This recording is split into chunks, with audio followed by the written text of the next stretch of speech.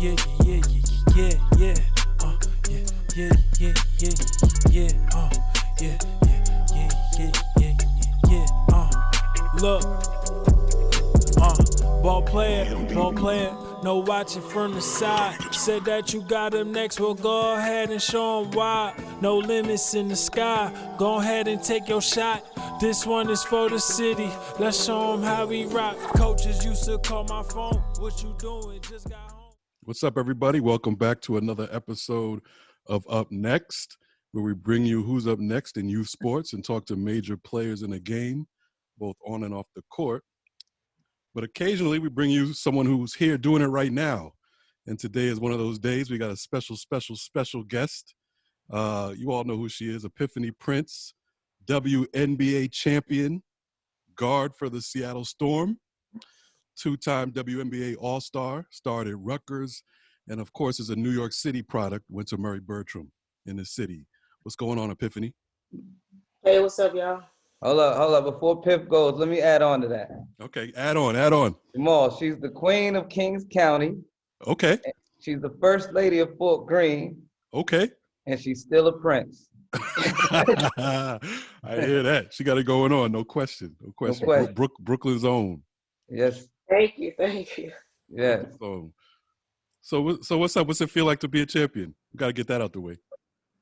I mean, you already know, like, that's an unbelievable feeling. This is what we all work and play for. I feel like it was long overdue, but I'm just happy that my moment came, you know? Yeah. No doubt. But also you did it, under incredible circumstances, right? Everybody's been talking about it with the men in the bubble and how hard it was. You guys were in the wubble. Same deal, basically. Same success. You guys dealt with the pandemic and better than any other sports leagues. You in the NBA. Also had all the social justice stuff that basically you guys started. But tell us about that whole experience, and even if it added to the championship in your point of view. I think it kind of made it even more special. Just being able to use our platform and be a voice for the voiceless. I feel like being in a bubble or the wubble was, I won't lie, it was really tough for me. I like to be able to be on the move and do what I want to do. And we were kind of, restricted, but just my teammates, they were a great group, and it was just fun to be around them, and they made it very easy for me. Great stuff. You said it was tough for you. That's something, I guess, from the outside looking in, like you can't really put yourself in those circumstances. So I always wonder, like what, how tough it really was. Like you said, you couldn't go anywhere. Was that like one of the toughest things you had to deal with as a pro? I think also, like, we really did the same exact thing every single day. Right. Then, like, for me, I don't really like to eat out a lot, and I think like the last 3-4 weeks was the toughest for me because I had to move into the hotel, and we had to order out every single day, so that was hard for me also. Mm-hmm. Wow. So, like, with anybody, like, we have our freedom. We want to be able to do what we want when we want, and you couldn't there. Mm-hmm. Was your partner right there with you? No, she was outside. It was different too because I feel like the men, they had an opportunity to bring people in whenever they wanted to, as long as they took the did the 14-day quarantine. But for us, it was 2 set dates. Either you come on in the very beginning or when the playoffs started, and those days conflicted with what she had going on, so she couldn't come. Mm. Right. You got another guest on the show right now. Little dog. What kind of dog is that? A Yorkie. A Yorkie? Well, it's a he or she? He. What's his name? Kobe Bryant Prince. Wow. There you go. Number 24. He must be nice. I tell you what, I have a dog too, Prince, Epiphanny. I could never bring her on right now. She's a Corso. And if I brought her on, this whole laptop would be on the floor, finished. So He's like a lap dog though, like he follows me everywhere I go. So yeah. through in peace if I didn't let him come right here. I get it. I get it. So tell us about your career. Like you started off in Brooklyn, obviously at 113, and then you dropped over 100 points at Murray Bertram, breaking Cheryl Miller's record. Like, let's talk about that experience first. And I've always wanted to ask you about that game. Like, if you can remember what was going through your mind during that game? What was going on? I remember my coaches, my AAU coach and my high school coach, Apache and Mr. G, it was saying Oh, like, God bless the dead Apache, yeah. for sure. They were saying how Kobe just scored 81 points and see if I could do it. So I went after it. All my teammates agreed, like they were in on it. They helped me out. I wouldn't have been able to do it without them. But I think I got 81 or 83 in the third quarter. So I started to like try to pass the ball. So cause I didn't want anyone to say I was ball hungry. So I'm like, if I have like 10 assists, they can't say anything. Right. But after that, my teammates and my coaches just was like, what are you doing? We're going for history. Keep shooting. So I kept going and I was able to get 113 and break the record. But it's crazy because I was really supposed to have 116. But my team was in 3 seconds. They called 3 seconds when I hit a three. But, Right. You just feel like everything happens for a reason. So, like, 113, I went to that junior high school. So, you understand? So, like, everything happens for a reason, I feel. Absolutely. 113 is in Fort Greene? Yeah. Mm-hmm. And 113 is like the school around here. Like all the ball players go there. By the way, Epiphanny was with me with the bridge. She worked out with the boys and was one of the best. I'm sure. I had a PS 57. I couldn't believe how good she was. So I'm not surprised by any of this at all. I was just talking to my cousin about that. I was like, everybody was going to Brooklyn, USA. I wanted to go to Brooklyn, USA. They didn't give me a chance, but Coach Green gave me a chance. Cause like I don't really like talking and stuff. So he told me about your podcast. I was like, I gotta do it for Coach Green. He's first one to get AAU team. You know what I mean? So appreciate that love. What was the final score? Like how much did the whole team have when you had 113? You remember?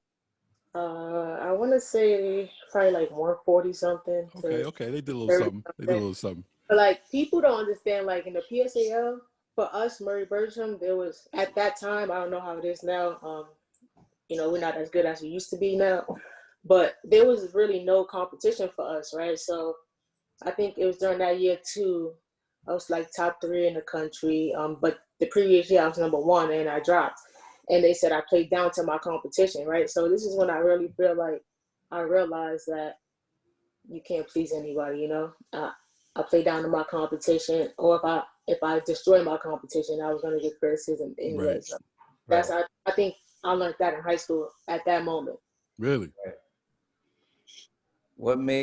So you went from you won 4 PSLs? Yes. Okay. And how many states? 2.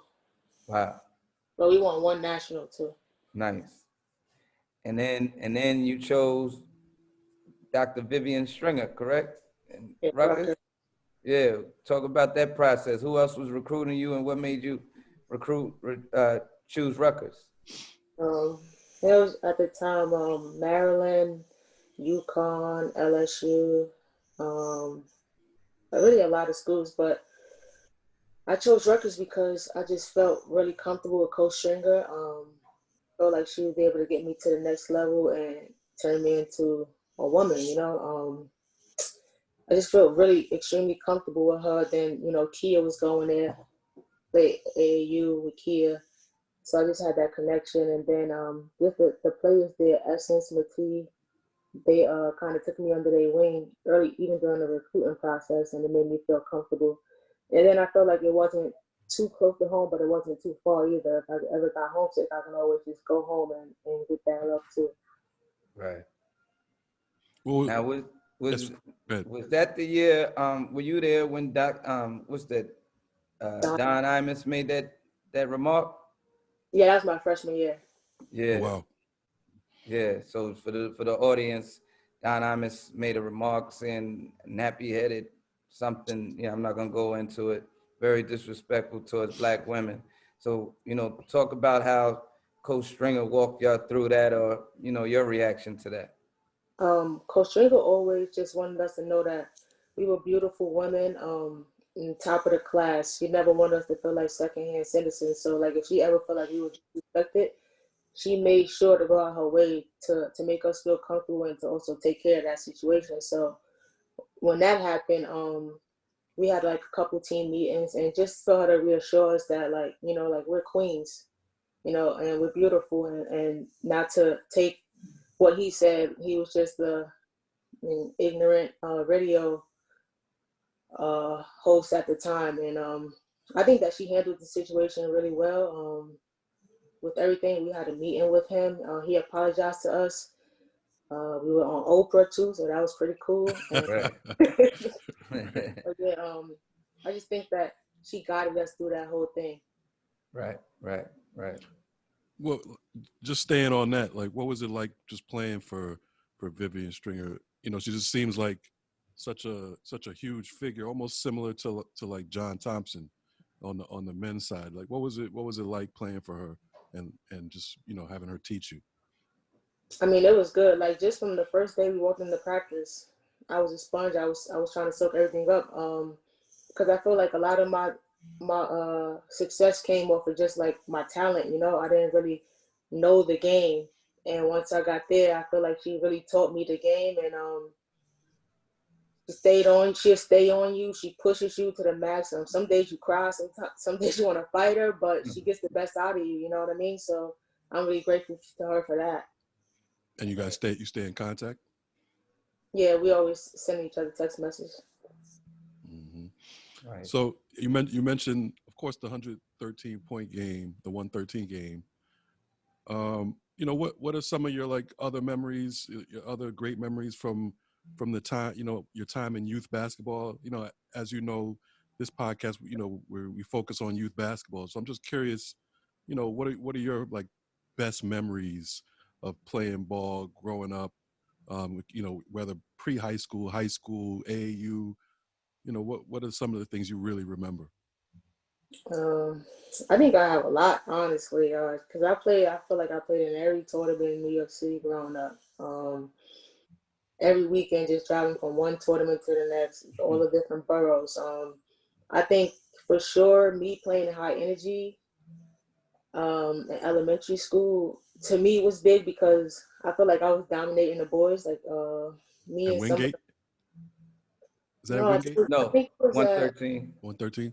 High energy, yeah. Mm-hmm. And also young athletes, I think it was. That's when I felt like I was good because I was playing against the guys and I was able to hold my own. I think any tournament uptown against the Gazelles, that was the AAU team from Queens. They were pretty good, girls AAU team. And then I think also West 4th Street, when I was West 4th Street in the Rucker, I think I was a freshman. I started playing unlimited, and I started to hold my own against the grown women, and that's when I knew that I could probably play pro. Mm. So you got all these girls, coming up. We spoke to a couple, like three. We spoke to 3 girls yesterday, top 25, in their sophomore year. What advice, if you look back at you back then, what advice would you give, girls, just starting high school, coming up, have dreams of playing in the WNBA, following in your footsteps? What kind of advice would you give to younger girls? I'd probably just tell them to block out all the noise or the negative energy that people throw out there, and to just be a sponge, because you rank that high. Like even for myself, you get a little big headed. You think you know everything, but you don't know anything. You don't know anything yet at that age. You know what I mean? So just continue to learn and work hard and learn the game. No doubt. How is like nutrition and working out, like, conditioning, has that changed? Obviously that probably changed from high school to college to NBA. Like, talk to them about the importance of that, because a lot of girls don't understand, and guys don't understand, when you come in from Quarter Waters and, Little Debbie's, we got to make some adjustments. So For talk sure. about that. Yeah, like I feel like I was like just a product of my environment, and then I won't lie, it all tastes good too, right? But Right. but like 3 years ago, I turned vegan. Mm. And I don't know, I just feel like it helped me. It helped me to keep the weight off. It helped me to keep the weight off. That helped me with my knees, especially, and I just feel better. So I would tell them to take that nutrition really, really serious. I even joke and laugh around with my uncle all the time. Like, I was really fat in high school and no one told me. No one told me I was until I got to college. Really, Right. Coach Stringer is the one who told me I needed to lose weight. And still killing. Mhm. So, yeah, I laugh at that too because I'm like, I had 113 points and I was fat. Right. That says a lot. Total domination. You know what I'm saying? What so I mean now you like you say you're vegan now. What, does that mean you could play forever? You gonna play like into your 40s? No, I just want to be able to play until I want to stop, though. Mm-hmm. But I always say, as soon as I'm done, I'm gonna eat some chicken, man. Hey. You gonna come, Cal? Get those wings, clip them with the hot sauce. So check this out. You are from Brooklyn. Check this out. This is beautiful. So this is how basketball moves. And you're now a national Russian citizen. Is that correct?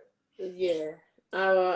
In 2009, I think I got my Russian passport, and I mean, it's been a blessing to have that. I won't lie to you. And just to be able to play overseas, I count as a Russian citizen. So, overseas they allow you 2 Americans. So I don't count as an American. I allow my team to get more foreigners, basically. Right. What's You that speak- whole? Yeah, Go ahead. I'm sorry, Jamal. No, I'll follow. You speak Russian? A little bit. I hear that. Well, so what's the whole overseas experience been like? Like I can't imagine, like when you were in high school playing ball, that you would have imagined that you would have traveled the world and played against the best players, the greatest players ever to play the game. Like particularly the overseas part of it. Like what has that meant to you, and how has that made you a different person? I think it's made me more independent. I was a big baby when I was younger, but as soon as you go over there, you don't really have anyone but your teammates. Um, but I just think like it was a blessing. I'm able to go to all these different countries that I didn't think that I would and experience that. And I'm sorry, what's the second part of your question? No, just what it meant, and like maybe how it's changed you as a person. I mean, it's meant a lot. I met a lot of great people along the way. I played with some great players along the way, and just being able to take care of my family from going over there every year. Mm-hmm. Pip, what does it mean to, like, every time I turn around, you and Taj are really doing big things in the community where you come from. Like, so first of all, much respect to you for that. I got to give a shout out to my man, Ross Slime, for helping me get you on here. I promised him I would do that. That's my guy, another one of my former players. But what does that mean to you to give back? It means a lot. I love where I grew up at. I love my community, and to be able to show them that there's ways that you can make it out. I just want to be able to go back and show them because I feel like me and Taj, we didn't have that. So I feel like when you have someone who you are accessible to show you that there's brighter days or there's a brighter future for you, I think that helps out even more. And then it's also cool because the kids that we're helping are the kids of the people we grew up with too, right? So we get to go back and reconnect with everybody. So I think that's pretty cool also. Nice. And y'all have done a great job. Really. Thank you. Yeah. Thank you. What do you see yourself doing after your playing career? Could you see yourself coaching? Do you want to stay involved in basketball, the business side of basketball, or do you want to get away from basketball? Like, how do you view it? I don't know. I love basketball too much to just be like I just want to get away from it. But coaching, I don't know if I want to coach, but maybe like just be more involved with my AAU team, Exodus, and try to help them out as much as I can. Mm-hmm. Right. And they play on the Nike circuit, correct? Yeah, EYBL. Yeah. They Big time. based in Brooklyn. Nah, in the city, but they get kids from all over. Mm-hmm. Small. We got to get some of them ladies up here. We had New Heights represent last night. True, we got to get some. We got to get the other side. Yeah, we got to get the other side. Can't be just a New Heights commercial. You know what I mean? No, sir. No, sir. Pip just put in the plug just now. No question. Hey, Pip, first of all, you won a championship with a legend in Sue Bird. Like, how is it to, tell us about her game? How was it to play with her and that experience? Sue is, she's just dope, man. She's like a coach on the court, a coach off the court. Like, just what she knows about the game and how she sees the game, to me, is just ridiculous. Still at year 17, she's throwing some passes, like even in practice and game, I'm just like, oh, I didn't even see that one. You know what I mean? It's just like I'm always in awe just to be around her, and then to see how she takes care of her body and puts so much dedication and hard work into it. It was just something I feel like I needed to see to be able to bring my game up to the next level. Right. The WNBA, you're a 10-year vet, right? I think. Maybe This was my 11th year. 11th year. So you've seen, you've been in the league for a minute. How do you see, just thinking about the league and where it is now and where it was when you came in? How do you see that evolution and how you see it moving forward? I think that it's taken big strides, from my rookie year to now, just now with this new CBA that we negotiated. I think that the WNBA is in good hands. Necker is the president, and she does a lot of great things in negotiations, and I think that it'll continue to move in the right direction. Mm-hmm. And then one of the things that really stood out about the WNBA this year was the, you guys just so quick to speak out about racial issues, social issues. In fact, like, you watch the NBA do it, it's almost like they stole it from y'all. I mean, in a good way, it's a good thing to steal, but it's like you guys started, you guys have been doing that for years, speaking out on different topics. Is that something that you feel like you always had in you, or does it help that you were in a league where it's almost expected of you? I think that it's something that I've always thought about, but with my personality, I think it's better that I was able to do it with the collective. Mm-hmm. If that makes sense, yeah. Mm-hmm. Mm-hmm. Nice. What about your experiences in the WNBA? Like, other than winning the championship, what was your best? I know you played in Chicago and, different cities. What city did really stand out to you as the one that you loved to embrace, other than New York, of course? So it would probably just be Chicago. I was in Vegas last year for the end of the season, but and they had great fans too. But I was in Chicago for a couple years, and we was able to build something from not making the playoffs my first couple of seasons to making it to the championship and losing in the championship. So I would have to say Chicago. And even now to this day, like all the Chicago fans, they still show me love. Shout out to Chicago once again. All right, I set her up for that because I was born in Illinois, Pip, so I needed a shout out. I knew that Chicago shout out. Shout out to my mother and my aunts in Chicago. All right, that was for you. And you go ahead. I never knew you were born there. Yeah, I was born in Illinois, only 6 months, so that's why you never knew. You came straight to Brooklyn after that? Straight to Brooklyn. Straight to Brooklyn. Straight BK after that. Yep. And you played with the Liberty, for how many years? Was it one? I think 4. 4 years? And so what was it like playing, in New York? Did you enjoy it? Of course, like every kid from New York, they dream of playing in a garden. And I was able to play in the garden every night. Just I don't know. I used to always call the garden my home from the PSAL because I knew we would make it there every year. But Right.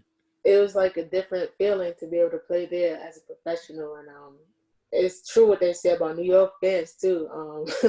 You got to really have tough skin to play here. And I don't know, I just embraced it and loved it. To be able to play in front of my family and my friends too, because I was always overseas, and then right afterward I would go to Chicago. But so they wouldn't really be able to be at my games, but to have them at my games too, that was special. That's funny you Who say. are like the top 3 or 4 players you've ever played against? I would say Diana Taurasi, Simone Augustus. I'm saying like for guards because that's guard, that's your what matchup, yeah. Yeah.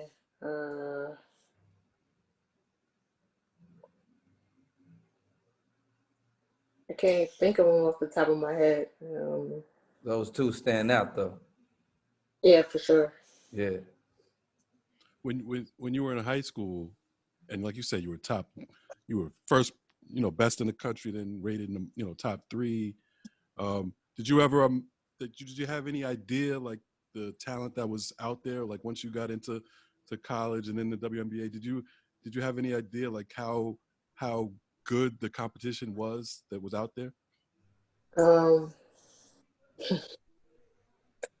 I don't know. I don't even know if I thought about that. I don't know. I just always thought that in New York we had the best players because, excuse me, it was always me and Tina, and we were flip flopping, right? And we're both from New York, so I just felt like if we had the best talent. But when I did go to like the camps and stuff, there were girls who were good and girls above my class and in my class that were good. But I don't know. I just had a confidence that I was the best. Mm-hmm. I got to go back to my high school as a coach, all right? And I said, if I'm a high school coach at Christ the King, and then they're premier in Catholic school. Bob Mackey at the time, shout out to Bob Mackey. I don't know if he's still there, but how am I not going to bring Epiphany Prince to Christ the King? How much pressure did you get? How much recruiting did you get coming out of junior high school? And what made you go to Murray? Well, Murray Bertram was like the Lincoln High School of boys back in the days. It's crazy because I wanted to go to Christ the King. Christ the King, y'all messed up, see? I wanted to go to Christ the King, but my uncle, Mooney, he was just like, Christ the King had a rule: you had to play freshman your first year. And my uncle thinks the world of me. Like he thinks I'm the best thing that happened to basketball. You have to understand this too, right? So I'm like, it's okay. I'll go play freshman. I can play freshman with Tina. He's like, no, Shamika Hosko didn't play freshman. You're not playing freshman. And that was it. I went to Murray Bertram after that. Wow. So was it a rule or not? If Shamika didn't play, how? I mean, it was the basketball team's rule, but I guess they make the exception. And I guess Uncle wanted the exception to apply to me also. Absolutely. It's the same exception, Jamal, that I applied for Deron Lamb and Javon Pinkston. They played varsity. That's what I was going to say. I was like, you made them play? They played freshman? No, sir. Had to cut the deal for them to come, so I understand the language. Exactly. No question. But I'm happy that I went to Bertram. I mean, we always ended up playing Christ the King, and we beat them and made it that much sweeter, But even to get back to your question about one of my youth games, it would have to be my sophomore year in the state championship when we beat Christ the King. I had 38 points. We came back from behind. We came and we beat them. We actually won the national championship that year too. Nice. So if you do stay in basketball, you said probably not coaching. Can you see yourself in the front office, like a general manager, president of an organization, something of that nature? I don't know. I mean, if that opportunity presents itself, but I wouldn't go looking for it. Right. Mm-hmm. Right. So it sounds like for sure you're gonna get back into the youth sports area with the AAU squad. Like that's that sounds like the thing you I can mean, definitely yeah, see yourself because doing. I already do Hmm. some stuff with them. So I think when I have more time, I for sure want to be more involved with them. And when you talk to girls, younger girls playing ball, um, what are the questions you get most, or what do they want to talk to you about the most? Um, how how am I able to stay in the league this long? What did I have to do to make it in college and also at this level? And was I really that good? They don't challenge you to like one-on-one games and stuff like that. I mean, I know they hear stories about, you know, how I was in high school, but they didn't witness it, so I would ask too. Uh-huh. Right. Right. No, you can't have a better mentor than you. Like you said, like same circumstances came up. Went through public school, dominated, and in a 10+ year career in the WNBA. I mean, you talk to these girls. That's what they aspire to be. Right. So it's a straight up inspiration. Piff, is there a difference between the game overseas and in the WNBA? Is there a different style? Um, I wouldn't say it's different style, but I'll say it's a difference because, in the WNBA, you have the top 144 players in the world. And, over there, so like from everybody down the roster, they can play, you know what I mean? Right. Over there, you might have some young girls mixed in and they're good and they have potential, but they're just not at that level yet. So I would for sure always rank the WNBA as a tougher league. Right. Right. But the pay is better overseas than WNBA, right? She's like, yeah. Yeah. That's the difference. That Good. is what gets everybody to keep going over there so much. Right. So we got to generate some of that money over here. It's here. They just got to do So better. yeah, speaking of that, because the women never get the credit for that, like in terms of how like the toll on the body and how much you guys actually have to play. And WNBA, is a summer league. You're basically coming off a full season and you play another season in the summer. Give me like, Year long.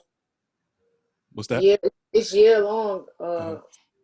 No rest at all. I mean, we get rest probably in between each league 14 days. We get Wow. a 10-day Christmas break, and then once May come, you back going to training camp. Mm. Wow. And how do you look at that? I mean, is it like it is what it is? Do you wish things were different? Do you know how to? Of course, I wish things were different. Uh-huh. I wish that I didn't have to fly across the country. I mean, across the world to go and make good money. But it is what it is. And I've learned to just come to terms with it and embrace it and enjoy the process. Mm-hmm. Nice. Do you see down the line? I mean, I look at it like even in the NBA, you could look at the NBA in the '70s. Like nobody was watching, and it took a while to grow, and it finally grew, and now it's $1 billion industry. I kind of look at the WNBA as like, it's on an upward trajectory, and there's going to be. Yeah, I think so too. I mean, we're still a young league, Mm-hmm. so I think that within time we'll get there. Mm-hmm. I hope and pray, but until then, we're gonna grind it out and try to make it better for the next generation. No doubt. No doubt. Fifth, talk about the night that you heard your name. I think you were number fourth pick in the draft. Like, talk about that night, all that anticipation of hearing your name called, the hoopla with your family. Like, what was that like? It was like draft night was kind of different for me because I went overseas early. Okay. Records after my junior year, and I went to play overseas. And so my team overseas wouldn't let me come to the draft. So I was watching it on the computer with some of my teammates, the Americans that I played with at the time. And my mom and dad went to the draft for me. I don't think I was nervous or anything. My agent told me what it was going to be, and I was just waiting for them to call my name. I mean, Right. if I didn't get called at number 4, I think after that I would have been worried. But she set it up for so I can be in Chicago, and I was just happy. At the time I was playing with Sylvia Faust, so I knew that it would be a cool transition to be able to go there with her because she was already there. She was their franchise player, and I don't know. I was excited, but I always say that I don't know how it would have been if I was there. You know. Right. Right. Plus, you already a professional, so that helped. The money was coming in. For sure. Yeah. Right. So, Yeah. what else? I mean, you got your championship. What else do you want to do in the game as a player? Like, what else do you feel like you? I mean, I would assume you have nothing else you feel like you have to prove. But what else do you want to accomplish? For me personally, I want every league that I played in except for Russian league. So for me, I want to win a Russian league championship. Oh wow. Okay. And you said you're out. You travel out to Russia when? I don't know yet. I'm still waiting for my Okay. agent. But soon? Is it like in the next month or so? Wow. So yeah, no rest. Wow. So Russian championship, here we come, baby. Bring it back. Don't Bring it back. yeah, don't bet against her. Bring it That's all back you to gotta Myrtle Avenue, Piff. Yeah. word up. Where exactly in Fort Greene did you grow up? St. Edwards between Park and Myrtle. Okay. It's Mhm. like right across the street from Fort Greene Park, or City Park, and on the other side of the Myrtle Avenue side is Fort Greene Park. Mhm. And when are you living in Brooklyn now, or where do you stay when you're back in the city? Long Island. Okay. Okay. Nice. Nice. I hear We you. won't ask the Yeah. address. Don't Yeah, worry. Piff. nah, You no, good. you know what I'm saying? Undisclosed locations out here. Drink your herbal tea. You good, Piff. Yeah. Well, we appreciate you coming on, Piff. Thanks for having me. For sure. I Yeah. appreciate you guys. Anytime you want, I'll be back. All right. Shout out to Rod and Fort Greene, Murray Bertram, and everybody affiliated with a Piff. We appreciate you coming on. Really do Thank you. appreciate it, man. Congratulations. Thank you. Thank you. Yes, sir. All right. Peace.